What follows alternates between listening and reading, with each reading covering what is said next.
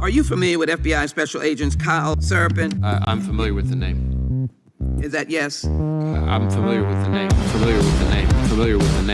Let's bring in Kyle Seraphin. He's the FBI whistleblower who helped expose government censorship of our First Amendment rights. Now, we only have this memo because a recently suspended FBI agent called Kyle Seraphin brought it to the public. And we're grateful that he did. Kyle, thank you so much for joining us tonight. He's the host of something that strangely is called the Kyle Seraphin Show. Kyle Seraphin, I can't thank you enough for speaking out. I knew you guys were out there, and I knew it was just a matter of time, but you got a lot of guts putting your face and your name to this. You're doing a service on behalf of the American people, and from the bottom of my cracked and broken heart sometimes, thank you very much. Take a look behind the curtain with a real whistleblower and American patriot. Prepare to embrace the uncomfortable truth because this program has no time for comforting lies. Here is civil liberties enthusiast, Second Amendment defender, and recovering FBI agent Kyle Seraphin. Well, hello, my friends, and welcome to the Kyle Seraphin Show. Today is Monday. It is February the 19th, and I guess it's a federal holiday, but we don't need no stinking federal holidays here. We all work for a living, do we not?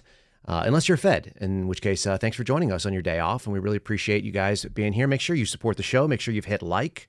Make sure you've subscribed. If you're so interested, you can definitely do that. Try to get that federal dollar to support the Kyle Seraphin Show. You guys can join us live on rumble.com/Kyle Seraphin. If you haven't done so already, that's where the live chat is. That's where you all are already speculating about President's Day and about a bunch of other things.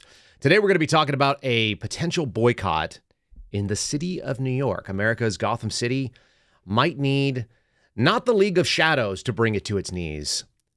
It seems like it needs blue-collar and no-collar workers like American truckers to remind them that Americans don't like what they've done with our culture. And since New York tends to be sort of a pillar, it's an icon of what America looks like to the rest of the world.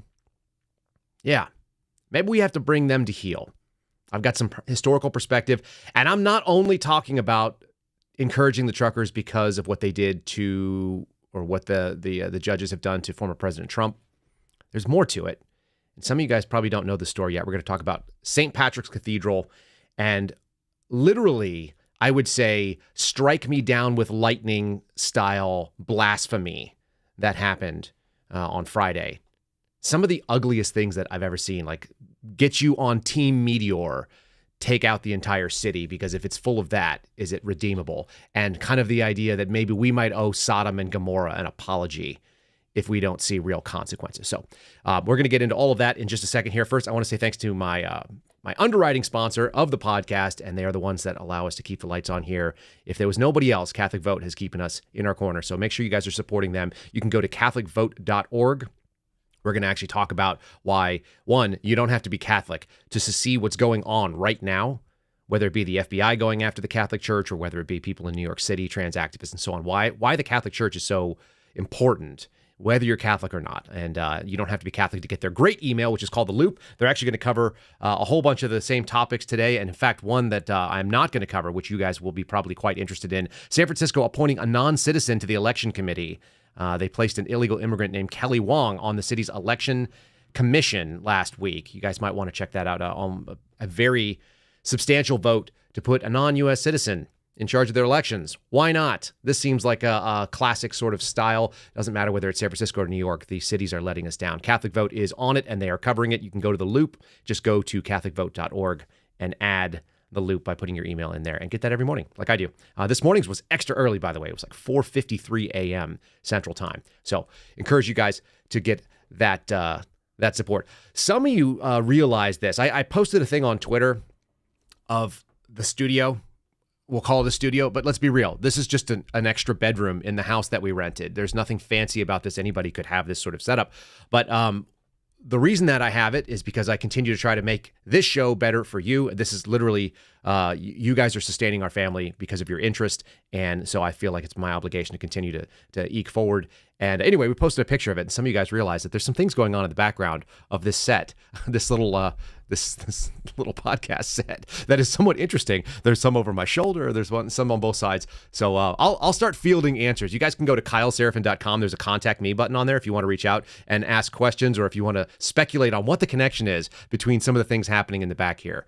And some of the stuff on the lower end, it comes from Refactor Tactical, which is a funny company that makes some cool gear. But they also made this whole series called the Operator Art Pack. I've got some additional ones over on the wall over there that might be interesting to you. Some of you guys are like, oh, that's a really interesting version of Starry Night, because there's an AC-130 gunship circling and dropping rounds onto some village in some poor sap country. In any case, I hid some Easter eggs back there just for your amusement. It's for my amusement as well. I appreciate it that you guys might find it funny, and I think you will. I want to get into the topics right now. I want to get into the ugliness that is going on. I want to start with a video that I saw, which is quite unsettling to me. And it's President's Day. I'm fairly confident that our presidents in this country historically would have been nauseated that we have reached this point. There's a meme that runs around that says, it's George Washington. He said, my homies and I would be stacking bodies by right now. And there's something to be said about that concept. This is one of them. And I think there's a big link between the pedophilia and the try to normalization of unusual sexual practices, let's call it. Let's start with this video, and we're going to dig deep into what happened on Friday in New York City and why it matters. Most of us feel discomfort when we think about pedophiles. But just like pedophiles, we are not responsible for our feelings. We do not choose them.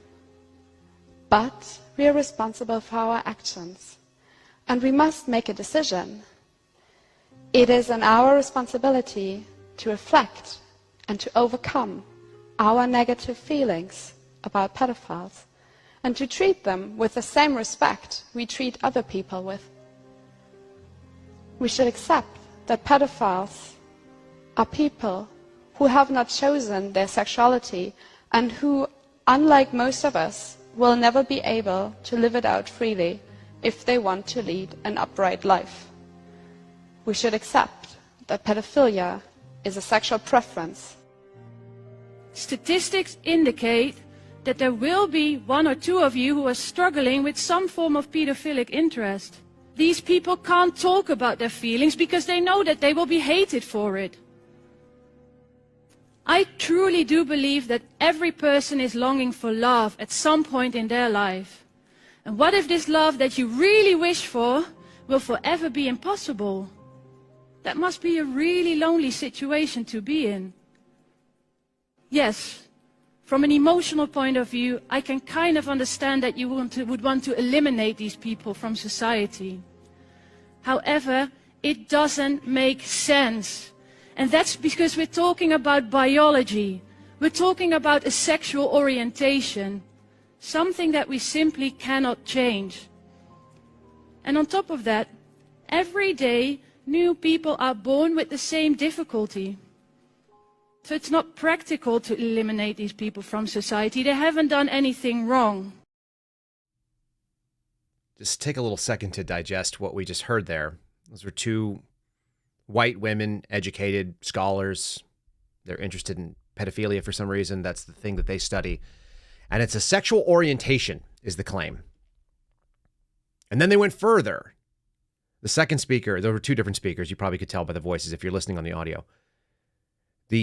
The second speaker said that it's biology. It's a sexual orientation, and it's hardwired into biology. Now, I don't know if they have any sort of stats to back this up, or if they've done a genomic map to be able to determine this. But my guess is not, because most people are not raising their hand and saying, hey, why don't you test my genome? I like kids. And some of the response to this is that I'm going to have Alex Rosen join the show at some point.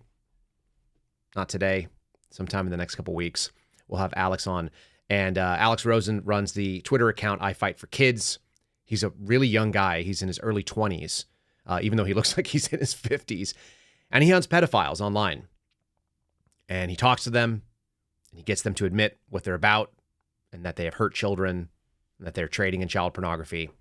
And many of them go to jail because of the work that he does.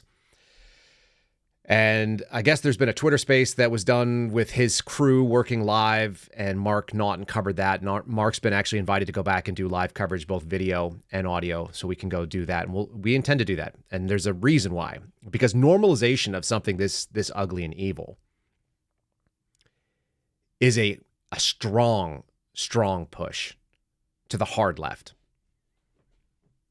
And it's my belief that, like I said, if we allow this kind of stuff to continue, then I don't know whether it's Americans or whether it's God that owes Sodom and Gomorrah an apology, because the things that are happening today and the things that are the arguments that are made in favor of evil, like actual evil, going after children. And yes, I am watching the chat, and I'm seeing all of you guys making the wood chipper references. It's horrific, and it triggers all of the worst instincts we have. Did you hear what the woman said? She said, your emotional reaction might be to get rid of them from society. But our brain should tell us no. There's a reason why God gave us all the things that we have. And one of them is the gift of fear. One of them is the instinct that we have of what a predatory group of people are. And that our instinct in Western civilization is to protect women and children. Why? Because children are the physical future, and women represent the way that we bring about the future and protect them. That's what Western society is built on, whether you like it or not. Education, future-mindedness, the ability to make crops, all, grow things and preserve things. Why? It's all because in the future, we want to have more. Otherwise, we would just all, party and die, and it wouldn't matter. You wouldn't care what happens next. But there's a fundamental disconnect between people who are willing to attack that most innocent thing. I saw a great meme. It was a Terminator robot, and it's hunting some girl who's hiding underneath a desk. The T-1000 looking thing. I guess it's the T-800. It's the all-metal version. And it's got the rifle, and it's like going, cubicle to cubicle with some poor girl hiding. And it said, gender ideology, queer theory is the Terminator, and childhood innocence is trying to hide from it. It is our responsibility as Western people, whether you're Christian or not, to defend children. It doesn't even matter if you're a parent. But if you're a parent, you know exactly what I'm talking about. We can't tolerate that kind of nonsense. We need to have them speak, though. We totally need that. I want those people out there speaking in the same way that I want Nazis to march on the streets like that Blood Tribe did down in Tennessee, and everybody calls them Feds. No, there's some really dumb people. There's some really awful, bad people in this world. I would rather them exposed than not. It's the brilliance of the freedom of speech. Because when somebody is allowed to air their horrific ideas, we can disinfect them in real time. It's critical that we do that. It's so important. I'm going to share with you guys a little story. Like I said, we're going to get here. This is our first topic of the day. I didn't mean to come into it slowly, but this is why I think it's about an attack on the Catholic Church is an attack on all Christianity, particularly in the United States. So this is a poem that many of you are familiar with. It's called They Came For, or First They Came For. And it's on the wall at the United States Holocaust Memorial Museum. And I want you to consider this as we work through. It says, first they came for the socialists, but I did not speak out because I was not a socialist. Then they came for the trade unionists, and I didn't speak out because I was not a trade unionist. Then they came for the Jews, and I didn't speak out because I was not a Jew. And then they came for me, and there was no one left to speak for me. Well, my belief is, and this is the reason why I originally kind of pushed forward the Catholic document that came out of the Richmond field office that the FBI wrote, is that there's a targeting both in the secular way and in the law enforcement way to come after the single largest one denomination of Christianity in the United States. And you may not be Catholic, because Catholics are the largest of a minority. It turns out, apparently, Christians are now a majority, but like any individual denomination does not constitute a majority of Christians. But the single largest version is the Catholic Church. And that's why we had this happen, according to the Daily Signal, on Friday. What you're seeing on the screen right now is an article written by Mary Margaret Olahan, who is an outstanding reporter for them and covers a lot of this type of things. What you're seeing is a man with fake breasts wearing a black spaghetti strap dress, I guess, and gaudy makeup, this sort of woman face, disgustingness. And it's an incredibly low-cut, revealing dress of a man with fake breasts. And the article is entitled, Mother of All Whores. A transgender activist holds an irreverent funeral for an atheist prostitute at St. Patrick's Cathedral. I want you to just digest the words in the title alone. They referred to her as the mother of all whores. I'll play you that clip in a second because it has to be seen. But a transgender activist group were able to book St. Patrick's Cathedral, in many ways considered sort of the America's church for the Catholic Church. In fact, when you go to Wikipedia and you find the piece about American Catholicism, what you find is a picture of St. Patrick's Cathedral in Midtown Manhattan. Okay? An atheist prostitute, a transgender atheist prostitute, was celebrated, and they conned the people at the church into celebrating this funeral. When I say, like, strike me down with lightning level blasphemy, I don't think it gets any deeper than this. Transgender activists mocked Catholic saints and repeatedly celebrated whores, quote unquote whores, during a funeral Thursday for a transgender identifying prostitute and self-professed atheist who went by the name Cecilia Gentili. The Archdiocese of New York did not immediately respond for requests for comment from the Daily Signal as to why St. Catherine's Cathedral hosted the funeral, an event with no likely precedent in Catholic history, the New York Times described it. The cathedral referred the Daily Signal, the reporters, to the Archdiocese. After publication, the Archdiocese released a statement condemning the funeral and announcing that the priests had performed a mass of reparations. In fact, there you have, there's a little story that we'll cover on in just a second, but let's continue with this one. That St. Patrick's Cathedral would host the funeral for a high-profile transgender activist who was well known for her, but they mean his advocacy on behalf of sex workers, transgender people, and people living with HIV might come as a surprise to some. It only happened because it was a con job. And we have some evidence of that as well. This is the aggressive push that's happening. We are in a spiritual war, and this is the spiritual aspect of it. There's also a secular aspect of it as well, and a capture of the government. But if you think this doesn't have to do with you because you may not be Catholic, it's pretty important to consider just how disgusting and ugly this stuff is. I want to start with the actual funeral mass. I'll show a little bit of it, and then I'm going to try to skip into it. The priest, he's surprised by the turnout, and that's what I want you to hear. And then I'm going to play some of the things that happened after he did this introduction, bringing them in a call for prayer, and then we'll see a little bit of the footage as they planned this sort of thing. So let's start with the mass itself.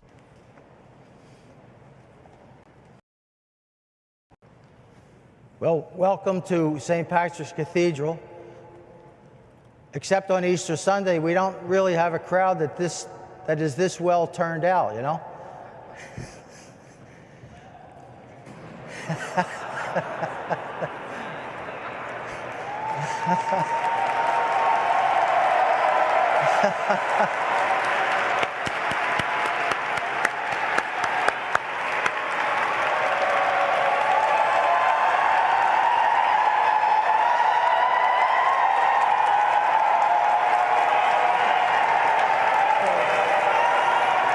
What we do is we move to a funeral service, no mass. Okay. Right? Yeah, sure. All right, so what you're seeing in there is somebody came up and said, look, we're looking for a funeral service, no mass. They're actually trying to straighten out the priest. What you see there are a bunch of transgender activists and a bunch of, I don't know, whatever the hell these people are. They're wearing fishnets. They're dressed inappropriately. They have colored hair. They are gaudy, and they are standing doing a standing ovation for themselves to celebrate sort of their infiltration of this Catholic Church and being able to step into an absolutely shockingly beautiful place, which St. Patrick says. I'd like to go there. I haven't been. But you can tell just from that video footage what a gorgeous building, a physical building it is. And there's a reason why people historically built gorgeous buildings to celebrate and experience the divine. It's because when you walk into the highest level of human craftsmanship, you also get to experience that sort of spark of divinity that the creators had to make such a thing. And these people are invading it, and they are bringing just a hideousness, sort of the evil underbelly. And it was all based on a lie, because you know that nobody would have approved this sort of this program. I actually typed in, just for fun, I typed in father of lies to see what would come out of Google, and even Google recognizes that the father of lies is Satan. It's the devil. And it's said right there in the Google search result. They're not real crazy about it, by the way. They didn't have any like links to anything, but it did actually have like a little piece that came out of a Wikipedia. Disambiguous father of lies equals the devil. This is what was said. This is at least a piece of it. The mother of whores quote that you heard in the Daily Signal. I'm going to play you that video as well. And then, like I said, I'm going to play you a little bit of a planning thing, let you know that this was based on a lie, and they were able to sneak this in. They got this one passed because the purpose was to degrade that gorgeous sanctuary. Amor, igualdad y los mismos derechos y una vida digna. This whore, this great whore, Saint Cecilia, mother of all whores. So there you have two men, one dressed as a woman, it looks like, the other with earrings and some sort of sleeveless vest and a hat, which is inappropriate in that setting. And it's like a fedora-looking hat. And calling a man by a female name and calling this man a whore, and to the cheers of the crowd. There's a picture that they made with a halo, like a saint, in some of the iconography that you would normally see, Western iconography. So you have all of the trappings. It's all blasphemous. But here's the really sad thing. And let's just consider this, because I think there's a case for pity for these people. They're acting out like toddlers. Consider this. The ugliest thing is that person died living what sounds like a horrific life that I wouldn't wish on anybody. A prostitute who was confused about his own body and mutilated himself to look like this, right? Paint on the face, surgeries to change physical appearance, and then debasing his body. God knows what, who's interested in this thing, but New York has everything, I guess. And all of those things. And then the last sort of gathering where people are going to talk about this man's life, referred to as a whore and celebrated basically to the jeers. I would call those words, that attitude is jeering. It's not cheering, because they used as a tool to try to debase something beautiful. And that's the last celebration of that man's life. How sad is that you're willing to use people's deaths? I know that the political left is more than happy to do this on a regular basis for a lot of people. But sad for the family, sad for the people that participated. Every single one of them is worse because of that, because of what they did, because of their participation in it. And as I said, it was based on a lie. It was based on a con job that happened. And here is the plan of this. The audio is not great. The end of it you'll be able to hear quite clearly. So bear with me on this. But the audio is, this is the meeting where they were discussing people and rallying up people to go and attend this funeral. We'll be able to hear your messages, that the Spirit will be able to absorb this day, and you'll be able to share this. St. Patrick's Cathedral is having it. Here's a little secret, y'all.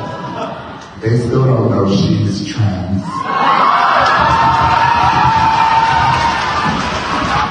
So that's a man in drag who's giving that.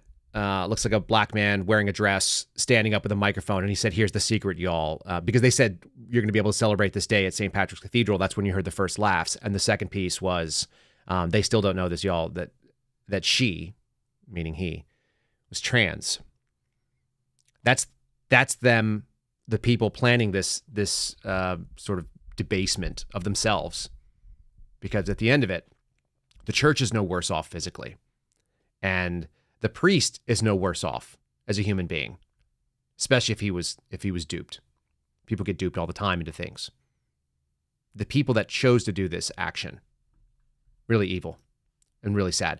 As I mentioned, Catholic News Agency, CNA, is actually reporting that they did a massive operation to try to basically absolve themselves of the scandalous nature of that funeral. Again, you're not going to hurt the physical building. The physical building will continue to be there, the sanctuary itself. Even with moments of evil, people who do evil things come into churches all the time. That's actually why we have them. It's our chance to try to commune with God and try to seek some forgiveness and look for spiritual guidance. But quite interesting that they were able to do this thing. This was someone who, as they said, lobbied for gender identity and protected class, tried to protect sex workers, and was a major fundraiser for transgender causes. It's a man who identified as a woman. The priest that you saw in the first video was a man named Father Edward Darity. Looks like he had no idea.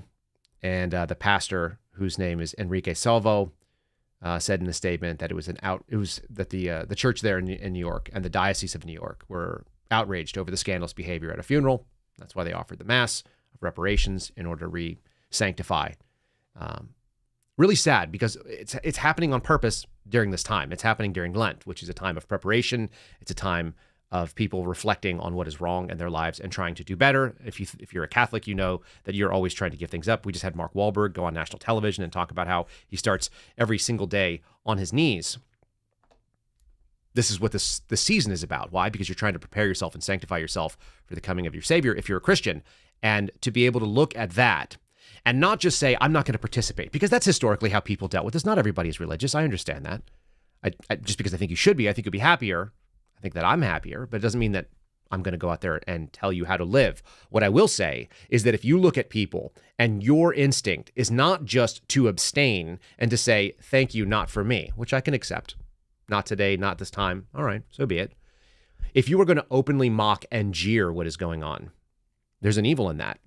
And it's your evil. It turns out it's the evil of the undertaker. You're not putting it on people who believe. All of you of faith are not going to be hurt by their actions. They're hurting themselves. So we pity them. I think we should pray for them. And it's a real sad thing. I'm going to do a sponsor read, and we're going to get into the Trump stuff because I think all these things are related. They're all happening in the same place. Like I said, a secular and a spiritual aspect to all of this. Before we do, here's my friends over at Patriot Coolers. Guys, good company, good people that are definitely on our side when it comes to this sort of thing. This is their boxing. I really love their boxing. I kept the box specifically because I love how it looks. Built to perform, patriotcoolers.com. Again, patriotcoolers.com. You can get your own. This is the one that my 16-ounce mug came in, the blue one. It's just a good-looking box. All their stuff comes in. It's really well packaged. It's a great presentation, and it's a good product. So that's really easy. It's affordably priced, or it's regularly priced compared to the rest of the market. Again, patriotcoolers.com. Use the promo code Kyle, saves you 10%. That's a good thing to do, too. It lets them know that we sent you over. And you can use their products all the time. You can use their tumblers on a daily basis. Let's see. I've actually got one in the room. Hold on. I'll reach over here. This is what I'm keeping because today is my Monday and I got to do a lot of work. So I'll keep the 64-ounce jug of water. If you guys are in the market for water, for a hot or cold tumbler, or for a actual hard cooler or a soft cooler, something like a new lunchbox, check out patriotcoolers.com. Again, patriotcoolers.com, promo code Kyle, Kyle. You'll get free shipping if you spend more than $50. And we really appreciate them as sponsors. They're not involved in any of this sort of debauchery, this sort of chaos, this evil. And as I said, in addition to the spiritual aspect of it, which is trying to desanctify a beautiful place, we also have this sort of disgusting ruling that went down against President Trump. Before I did, I actually promised you that I would show you the statistics. I just did this quick research for you. So it's interesting. This is a map coming out of Wikipedia's breakdown of where religious denominations are most prevalent. And it's in the Northeast, specifically near where St. Patrick's Cathedral is, where this group is, that they've decided to target. But the biggest piece was the first paragraph of the little breakdown of Christianity in the United States, which is its own Wikipedia article. It said all of the Protestant denominations account for 48.5% of the population. So nearly 1 in 2 people are in fact Protestant, and 63% of people in this country, still the majority, still like a almost super majority, are Christian. 210 million is the claimed number. It's probably actually higher than that. But what they said is that the single biggest denomination, because you can break down Protestants into, and they break them down by Baptist and non-denominational and Methodist and Pentecostal and Lutheran and so on, and Anglican and all the other things. So they break those all down. But when you look at the single block of Roman Catholics, it's 21% of the overall population, 70 million, give or take, as discussed. That's why it's the single biggest piece. And there's another, they quote multiple stats in here. They also say it's 22.7% of the total population. So I don't know which one of those is correct. At the end of the day, almost 1 in 4 people in this country are Catholics, which is a large minority. Okay, hear me right. It's a large minority, whether you like those numbers. And I've seen the same numbers of 70 million or so from Catholic votes. So I'm fairly comfortable with it. They're pushing this group because it's the single biggest enemy to take down. Just like if you were going to try to fight a bully, you'd want to fight the biggest person first, let them know, and then everybody smaller maybe cows down. And the same reason why I think that the Martin Niemöller piece, they came for. If they came for the Catholics and you said it wasn't me, and you didn't stand up for this, they're not attacking Catholicism specifically by going to St. Patrick's Cathedral. They're trying to attack Christianity in general. And that's all of our problems. That's 63% of America's problem. That's why this is so disgusting and ugly, and that's why I think we should be interested in it. Let's do the story about the judge who just did a ruling against Trump and where we're going with that. It's I don't know what else you would call this. This is coming from this is Newsweek that I'm showing on the screen right now. Newsweek, going back to December, end of last year, said that this judge, Engoron, tears Donald Trump to shreds. That's how I like to see unbiased reporting. I bet you guys feel the same way about it. It feels really good to know that our news media is not taking a side by calling him being torn to shreds.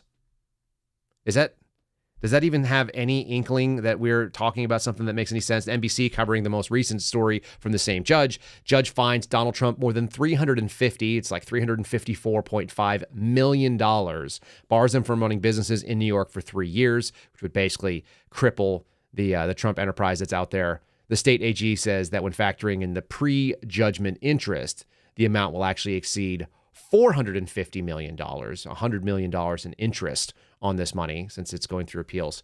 And of course, he said he was going to appeal it on Friday night.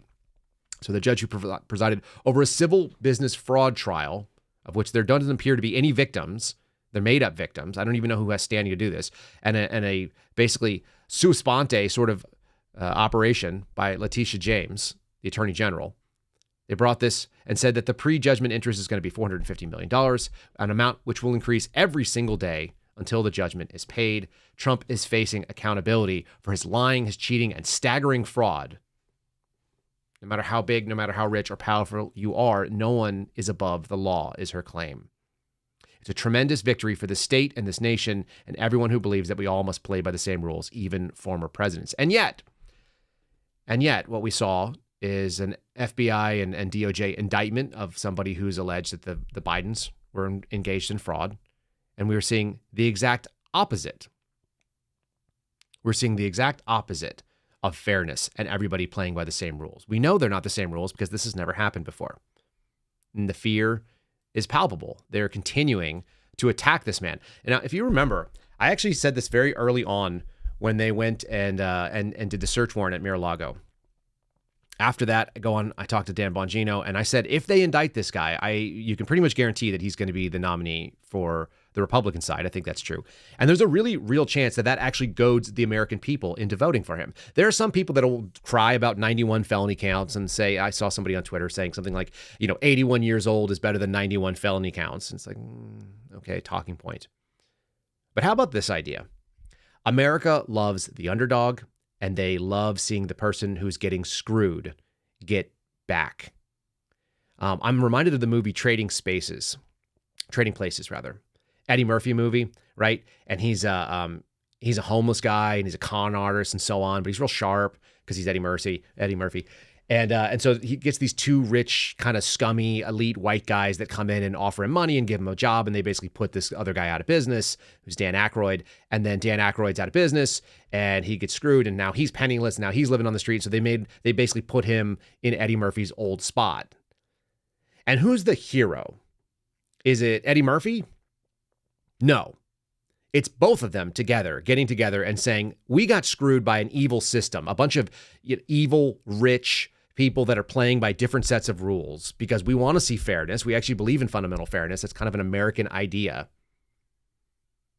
And what do? They go back and they get those guys and they make them penniless. They destroy them. That's what has to happen. That's the way that Americans want to see justice. We want to see things. We want to see the arc swing back into the middle of fairness. And it reminded me, I had a really nice conversation at my doorway yesterday, and I told some folks in a Twitter space last night, I had a knock on the door, and it was just people that were just evangelizing. And they're wearing polo shirts, and they're complete strangers. And I stepped outside and talked to them for a few minutes, and they said, we'd like to offer you we'd like to offer you a chance to come to our church. And I said, thanks so much, but we're Catholic. We're going to be going to ours.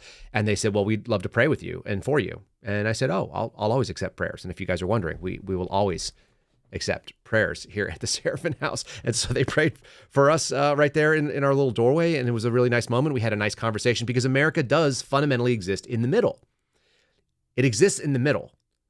80% of our neighbors, even if only 63% are Christian, I would guarantee you that another 10% on either side of the political aisle also still, that 80% is still the strongest single group of people. But a lot of people are willing to tolerate and listen to those loony scholars because they've mistaken kindness for weakness and meekness for weakness. There's a lot of people that are willing to be swayed because they don't want to be uncomfortable socially. It is now time for us to be uncomfortable. It's time. There's no other way around it. We've reached that point. We've reached the point where it has to be done, where now you must stand firmly even when you would normally have the instinct of not doing it. Your normal instinct might be to be friendly and to be neighborly, and it's no business of mine. It's now business of yours. Why? Because they're asking for over $250 million from a man with no victims because the state of New York is flexing its political will and power against someone who's running for president that scares them. And as I said, an imperfect vessel to be sure, but God constantly works through imperfect vessels. That's been the entire story of human history. You don't have to be perfect. And oftentimes the least obvious thing, there's many parables about this, but the least obvious person to solve the problem is in fact the one that God works through to teach or to tell us something important. Does that mean that Donald Trump is anointed by God? I don't think so. But he is the guy that we have running in this race right now. And so the upside is that, as I said, Americans, like the regular everyday Joes, and there's nothing more regular and everyday than the people that continue to make this country work. I used to have this joke about the silliness of like leftists who are highly academic and have no mechanical knowledge. The number of people that have no, like, I don't want to pick on lawyers specifically, but if you're a lawyer and you don't know how to do anything on your own car and you don't know how to change your oil and you don't mow your own grass, like, what do you know? It's the reason why I think Thomas Massey is an interesting character. I didn't realize this, but he was actually on Junkyard Wars, which who knew? Anyway, he's an engineer. He knows how things work. And he physically has translated that into reality. My father and I were talking about the other day, and he's like, oh, yeah. He's like, yeah, Kyle used to always take stuff apart and then you put them back together. Usually it worked. That's how you learn how to do stuff. If you don't know how to do any of those hard skills, if you don't deliver things that make the world work, if you are not plumbing and doing electrical work and building physical structures that make our society possible, like, you have value, no doubt about it, as a human being. But what I'm getting at is if you don't appreciate that there are an awful lot of people in physical trades and doing grunt work like hauling off trash, you're going to get humbled really quickly. And by people who don't have any interest in humbling you, except when you decided to be completely unfair and working against that idea that America should be a fair place where you can get ahead. And these truckers that are now coming out and saying that they're going to push against it, I mean, I absolutely love this. New York needs to be humbled. You now have trans prostitute atheists hijacking the apparatus to do a prayer service simply to debase the church that it's in. And I don't think Americans will stand for it. This is coming from the New York Post. Trump-loving truckers refuse to drive to New York City after this $355 million fraud case. There are CEOs coming out even this morning that are saying that they are 100% behind this.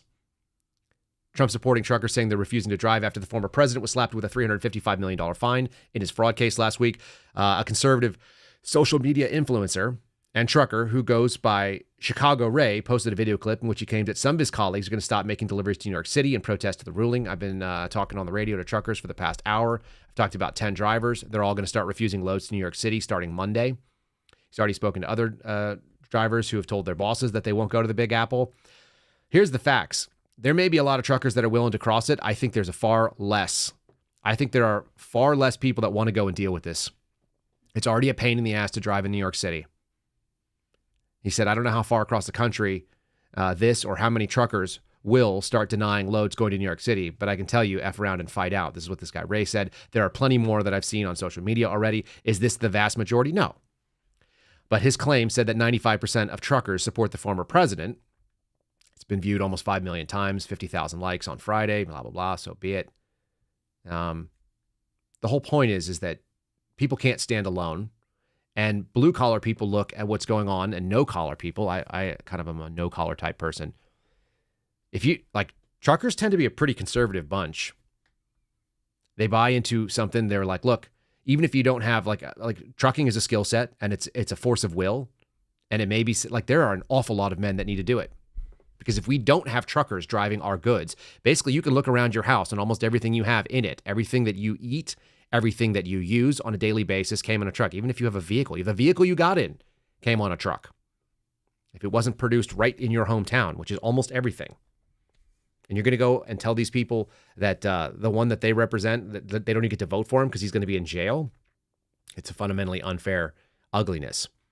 There's a big difference between doing a convoy down to a border, a big national boundary that's 1,200 or 1,400 miles long, and saying that we are no longer going to deliver to a city that has proven that they don't believe in rule of law, that they've basically subjugated what we believe is fair process, and we're not going to be part of it. And there's pretty good instance. This has happened before. I want to show you some of that in just a second. First, I want to say thanks to my buddies over at Contingency Medical. If things get bad and people stop delivering, this might be a good time to get yourself squared away with our friends over at Contingency Medical. You guys go to contingencymedical.com, use the promo code Kyle at checkout, get yourself one of those very helpful, like you see, antibiotic field guides, which you're seeing on the screen. And the other piece you get is one of these. This medical pack, which is your pharmacy in your pocket. They're real prescriptions from a real doctor that you really send your medical history into, just like doing any other telehealth. You can pay for it with your HSA or your Flex spending account up front. So if you're already pulling money out of a paycheck for medical costs, this can make sure that you have it with you whenever you go. I was just talking to one of my buddies who does tactical training all over the country, and he was like, I always roll with whatever I can. I didn't know that there was an easier way. He said concierge medical is the way to go. This is concierge medical, in which you can take back the things that you may not trust out of the pharmaceutical establishment, and you may not trust out of the medical healthcare industry, because they've all debased themselves in the same way in the last couple of years. These are a doctor where you get to take the control back into your pocket. And most importantly is you're not waiting on them to divvy them out. You have them in your pocket if you need them, and you have the guide on how to use it, and you have access to telehealth for the year after you buy it. It's like $300. It's one of the best $300 you could spend. You can get one for you and a spouse and any of your adult children or anything like that. Like, it's a great gift. You can buy them a passport, but they go in and put in their own medical history. Each one of you get a chance to do this. I just think this is the way of the future in so many ways, because we're going to move past needing other people trusting the experts, because the experts are behind this trans movement. The experts are finding a Donald Trump Jr. a Donald Trump with $355 million and trying to bankrupt the man, because they are using the systems against us. This is a good way to fight back. Again, contingencymedical.com, promo code Kyle. Let's keep pushing into this. I brought up this thing. I know that there are some pretty interesting histories in New York of being brought to its knees. Like, America's biggest city exists on this very, very delicate balance. It's so light, and it's so easy to tip over. This is a picture that I found in the vault from the local ABC 7 station. New Yorkers make a stink about the 1981 garbage strike. That's 42 years ago, people. Well, it's about 41 and change years ago. This was in December of 1981. This is just before I was born. There was a 16-day garbage strike that brought the city to its knees. And anybody who's ever lived through a garbage strike in New York City apparently remembers it forever, because I've talked to New Yorkers and they have told me this exact same thing. They have told me that when the garbage strike happens, basically the roads become impassable in a little over a week. They stack things up. Now, that's because New York consumes an incredible amount of things. There's a huge population of people, and they're always outputting trash. Imagine if every single household, is generating the amount of trash that you are. I fill up an entire garbage bin, like one of those huge 50 gallon, whatever, garbage cans every week, easily. Like, how much more when you're talking about a population of 12 million and people are transient coming in and they're adding to that. Now imagine all of that stuff that's going in and that's being consumed on a regular basis, packaging and food and so on and so forth. Now imagine you don't do any of that. What percentage do you have to choke off of people bringing things into that city for it to basically starve itself into oblivion? I keep thinking of the scenes from Batman. I don't know why, but like Gotham and New York, they always are right there. And so you think of the Batman Begins, where they talk about the League of Shadows trying to cleanse it, and Batman's fighting it. I mean, is Batman even the good guy in that movie? There's an argument to be made. The League of Shadows sort of cleansing New York with the fire that brings it to his knees. Pretty interesting. The second thing is you watch the one where there's it's The Dark Knight Rises, I think it is, but that's the one with Bane, and basically they chop off the bridges, and they're like, yeah, we're not going to let anybody in. And the city kind of tears itself apart, and it goes into just anarchy. It doesn't take much. It doesn't take much to shut down. I mean, how many days of food do you think that the city of New York has? And what percentage would you have to choke off for things to get really frantic and watch prices double or triple? Because what they'll do is they'll drop it off in New Jersey, and then you'll have maybe, I don't know, some of these like tens of thousands of illegal aliens coming over on their damn scooters or riding the metros and carrying it back in and selling it on the street. It'll get really ugly really, really fast. So this is a powerful technique, and that's why I said boycott New York. Like, let them know. New York does not, it's almost an antiquated concept at this point to live in a large city like that. There's no real reason for it. We have the ability that I can right now talk to you wherever you are. And we're doing it live to 2,200 people right at this moment from all over the country. Some of you are all the way on the West Coast, some all the way on the East Coast. We can do it live right now from my little place in Central Texas. And we're kind of in the boonies. Like my town has 7,000 people in it. And here you are listening. Or maybe you're driving and maybe you downloaded this podcast. So why do we need a New York City when we can congregate in this way? Do we still need to have neighbors? Of course. Do we need to have 10 million neighbors, 12 million neighbors? Is there really anything that New York City is producing at a level that it makes any sense for it to continue to exist? This might be a real humbling experience for some of these big cities, especially if they want to start going after and subjugating rule of law for political purposes and to debase our Christian values in this country, which they are Christian values, whether you like it or not. You don't have to be Christian to know that you have Christian values. You know how you do that? This is really fun. I will encourage you to all do this. Whenever you talk to your neighbors, colleagues, somebody who's spiritual but not religious, doesn't believe in Christianity, maybe they're an atheist. Ask them what they think is good. Find out what they think is good. And you'll find out that you have almost all the same values. Treat people well, fairness, good outcomes for folks, compassion, kindness, etc. Almost all of these are universal. I've talked to people that are leftists in Canada that are basically on the on the socialist kind of train. And all of these things come from the same place. Like, why do you think that the poor have value? That's the number one question that I like to ask people. You want to go and protect the people who have little, the marginalized. Why? Why do those people have any value? Because historically, what we've done as a society of human beings, as the civilization of man, has looked and said, people who have nothing are not of value because the gods do not favor them. And Christianity turned that on its head. And it said, blessed are the poor in spirit, and blessed are the meek, and blessed are the people that show restraint, right? All of these beatitudes, all of the things that happened in the New Testament Gospels, they all turned the course of human history on its head, where people said, if you're poor, you don't matter. The people who are rich and the people who are powerful, the people who are strong, the people who can take, those are the people that matter. Christianity turned it on its head. So if you believe in any of the ideas of socialism, that there is in fact an innate value in human beings, where do you think that came from? And let them answer. Socratic method is best. You don't have to tell them. You just ask them. Why do you think the poor, the weak, the marginalized, the mentally ill, the sick, why are those people of value? What makes them valuable? And you try to get them to answer that, and let them try to answer that without an explanation that they have a spark of divinity and that they are a piece of the divine and that they represent their creator and that they were created in the image and likeness of God. Let somebody try to do that, because it is a really fun pretzel to watch somebody twist themselves into. That's what I encourage you to do. Socratically, you don't have to tell people. You have to ask people questions, and that's a really good one because it's almost impossible to answer. They don't even know why they believe it. Even my father-in-law, who's like an avowed leftist, comes out of New York City, has all the ideas. Number one, he knows a garbage strike is bad. He's told me about the garbage strikes he's lived through. I've heard it over and over again. And another thing is he thinks that people who are poor and impoverished and everything else, they have incredible value. Why? Why does he think that? Why did Karl Marx think that the proletariat were of value? It's only built on that backbone. You can't get there without Christianity, I promise you. The Judeo-Christian tradition is why anybody thinks that. Prove me wrong. I'm open to it. The comments are open. You guys know how to find the comments. Go to rumble.com/Kyle Seraphin. You can also send me your interesting thoughts. If you have some disagreements with there, you can go to KyleSeraphin.com. We have an open contact thing. Knock yourself out. Don't mind. I don't mind. You don't mind.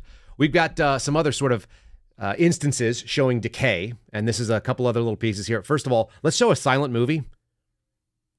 This is a silent movie of New York City. This is how I know things used to be better there. Just look at the people. What you're seeing on the screen right now is a colorized version of a film crew set up and took just some video from 1930s New York City. You see this? Men in suits and hats, ties, women in dresses and bonnets, walking. Yep, People are going to work. They're going about their business. It's a busy city. The men who are even in the blue collar professions, what does he got? Some slacks on and a belt and a tucked in, t-shirt. Even that guy looks more cleaned up. Why? Because there's pride in appearance. Because there's standards in society. Because you have to be a certain way to be out in public. You wouldn't imagine anybody going to an airport, which of course they didn't have the same sort of access to it, but imagine going in and trying to walk around in your pajamas and your Crocs in that society. They'd look at you like an alien. How important is it that we've let those standards fall? You walk out into public. So one of the ways that we do that is you keep yourself accountable for what's right. And you just see people are orderly and moving in a way, I don't know, something about seeing that. And then we think we're so much more modern. We're so much more advanced. Are we though? Have we really gotten anywhere that, like, would you trade places with those people for what's going on? No, I don't know that I would. I don't know that I'd want to, I don't know that they would want to come and trade into my spot. We have all these conveniences. Yeah. And E.H. Cal just called it out in the chat too, which is the thing my wife and I saw. Nobody's fat. Nobody is massively overweight. There's no morbidly obese people. They're moving and they look safer. They had better food. Just because we're modern doesn't mean it got better. And so hopefully we make a backswing. A lot of it's going to come down to understanding. And I bet you those people all sort of understood that if you had done that thing in that New York church that we just saw at the beginning of the show, that would not have flown. There would have been torches and pitchforks. Whether that's right or wrong, I just can't fathom that anybody would want to get involved in that. Meanwhile, New York City's police department is sort of ridiculous. This is just an audio clip only, so you're going to hear, if you're missing it, what you're seeing is the New York Police Department dance team. You want to talk about a really fit group of people. This is sort of nauseating. This is the priorities when you forgot what your actual job is, and then you have this organization. Meanwhile, they're bringing in illegals at a pretty alarming clip. So let's check this out. Here we go.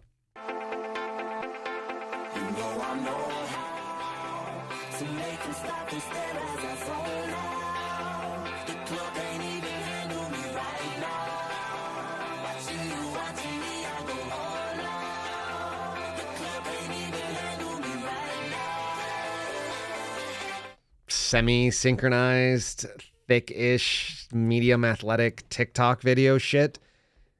I guess that's what you're doing if you're not responding to calls and you don't want to have men do the job that men have to do, which is potentially mete out violence against those who break the social contract. Anyway, that's not a joke. Some of you saw it out there and thought it might have been. It is not a joke. This is the state of affairs. That's how far New York City has fallen. I don't know, something about the contrast of people walking every day in 1930s and then walking or dancing in that room studio. Like, that's what the New York Police Department looks like today. That's what they're trying to advertise. You could be part of that. Express yourself in this disgusting way. Anyhow, how long can New York City handle this? I know my buddy Dan Bongino always talks about it's not bad enough yet. It might not be, but I'll tell you what, if they stop delivering food, if they stop delivering goods, if they stop delivering all the things that makes New York City work, they will immediately understand a little bit about self-reliance. They'll immediately understand how bad things can get. And we might see a little turnaround there. That wouldn't be bad. And in the meantime, if they haven't already, if you're in New York, here it is. 4 Patriots. While the trucks are still running, you better go check them out. 4patriots.com/Kyle. You never know when there might be a shortage. There might be a natural disaster. There might be a regional disaster. There might be a trucking boycott in your city because your politicians are garbage. You can go to 4Patriots, the number 4patriots.com, and that allows you to prepare for God knows what's coming, because we don't know. Only God does know what's coming at us. Right? That's how that works. Go to 4patriots.com/Kyle. That's the promo code. You can get yourself stocked up for a 72-hour emergency or a month-long emergency or a 6-month or a 1 year. Yeah.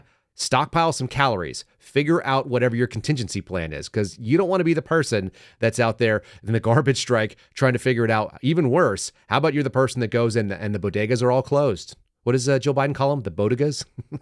Yeah, imagine going to your corner store and there's no food anymore. And that's what you had. You have whatever fits in your tiny little apartment. These are compact. They're easy to transport.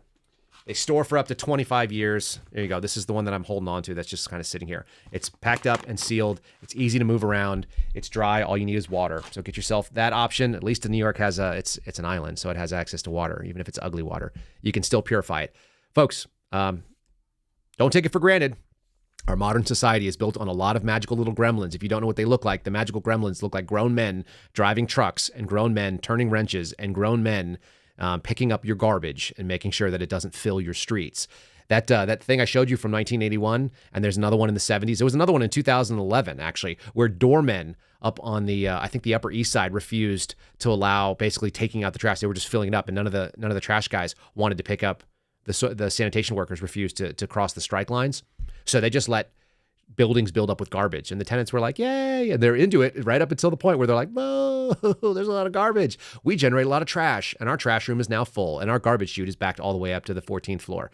Gets really, really real, really fast when all the modern conveniences disappear on you. So make sure you're aware. This is not built on nothing. There's a couple more things I wanted to touch on. Most specifically, let's do this. We talk about building things on lies. I've got a funny video of Bill Maher. We covered down on the shooting in Kansas City the other day. Here's Bill Maher confused because he doesn't know how it works. And of all people, Ann Coulter telling the truth. You know, I don't love Ann Coulter, but I don't dislike her. I do love the kind of huevos to go out there in the world and just be like, check it out. This is the truth. Take it or leave it on a leftist sort of outlet. I don't know why we can't just accept basic truths. Here you go. This is a little taste. I mean, we don't know who did this shooting, by the way, the Super Bowl shooting. We have some idea. What? If it were a white man shooting, we'd know. Well, we don't know, but they haven't. That's how we know it's not a white man. I can tell you that much. But you think they were repressing that reporting? They wouldn't tell us about the transgender woman that shot up the Christian school for what, like a year? San Bernardino out here. Remember the crazy terrorist Muslims? That's when I first noticed, they're not telling us who it is. It's not a white male. The longer... We don't have to go the whole clip to know that this is the New York Times reporting two teens. Just, it's the classic two Utes. Yeah, no further description. The no description tells us so much more. But, I think, one, Ann Coulter knows it, and you know it, and truckers know it. Like, everyday regular people know they're being lied to, and they're not going to accept it. And if that results in the vaunted New York Times not being able to function anymore because they no longer have paper, because nobody wants to go and deliver the paper because New York City is a cesspool, it will get worse really, really fast. All interesting, and it makes me wonder if all this sort of division is by design. It always sort of seems to be. How about this? Last little piece I'll leave you with today on a Monday. This is coming from a pretty serious think tank, the Center for Security Policy. And it says Putin's candidate in the United States presidential election, it's Joe Biden. You're seeing a picture of him right there. Biden's stated harmful and erroneous positions is less dangerous for Putin than Trump's unpredictable policies. Interesting. Isn't that something? This was written on February 16th, so just coming in from last week. Obviously, we talked about and reported that he prefers a Joe Biden presidency. Why? Because Joe Biden is of the old school. He's of the status quo. And he also, potentially, prefers a Joe Biden because Joe Biden is constantly undermining the capabilities of America. They're out there vaunting. They're doing the double speak, and they're doing things that are objectively bad for most people. It's the division. It's the inflation. It's the division of the people to be able to get together and agree on simple, basic facts. And it's the deflation of your buying power, which is the inflation of our currency, meaning that it's worth far less. All this stuff is kind of interesting. And Vladimir Putin puts it in a very nice way. He said he's a more experienced person. He's predictable. He's a politician of the old formation. How often do we hear that somebody comes in, they want to be a transformative and reform and do all this kind of, change Congress, change the politics. Amusingly, Joe Biden kind of saw himself as an FDR. I think FDR is the closest thing, as we talked about not too long ago. FDR is the closest thing to a king that America ever had to deal with. A true mold-breaking potential despot.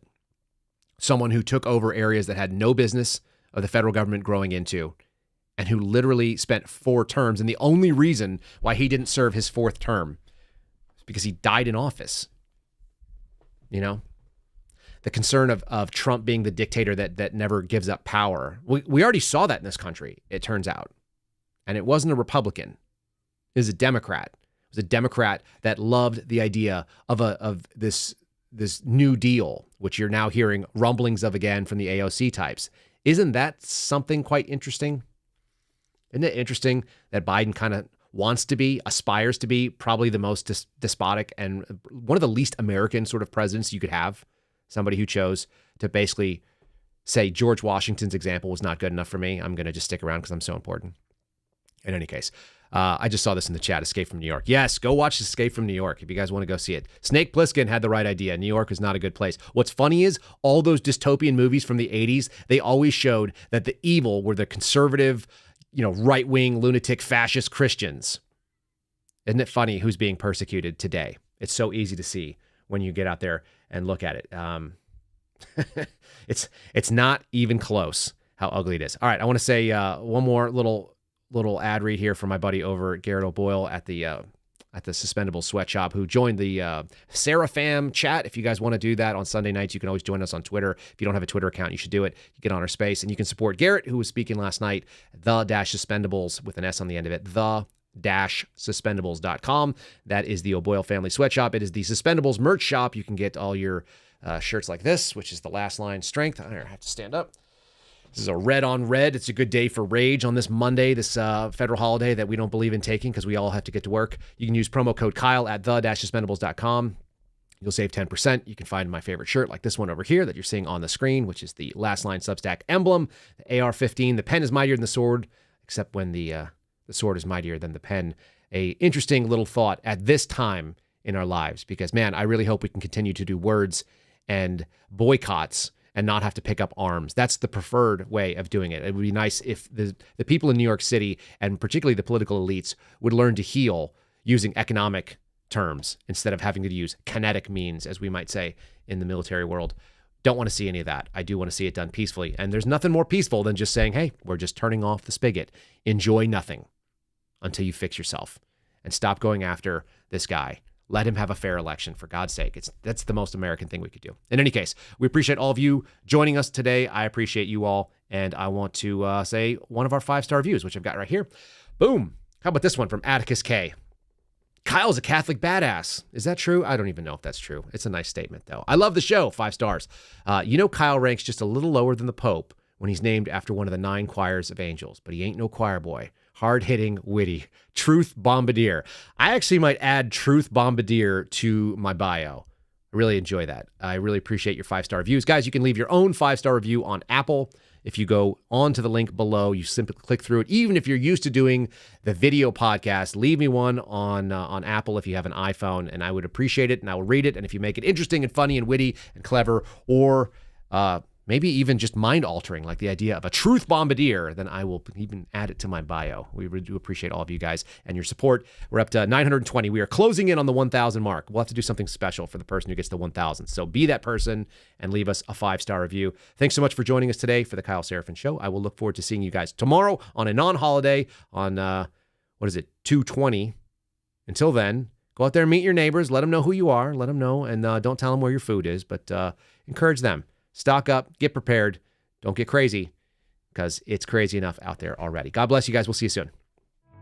Thanks for listening to the Kyle Seraphin Show, streamed live weekdays on rumble.com/Kyle Seraphin. Follow Kyle on Twitter, Truth Social, and Instagram at Kyle Seraphin.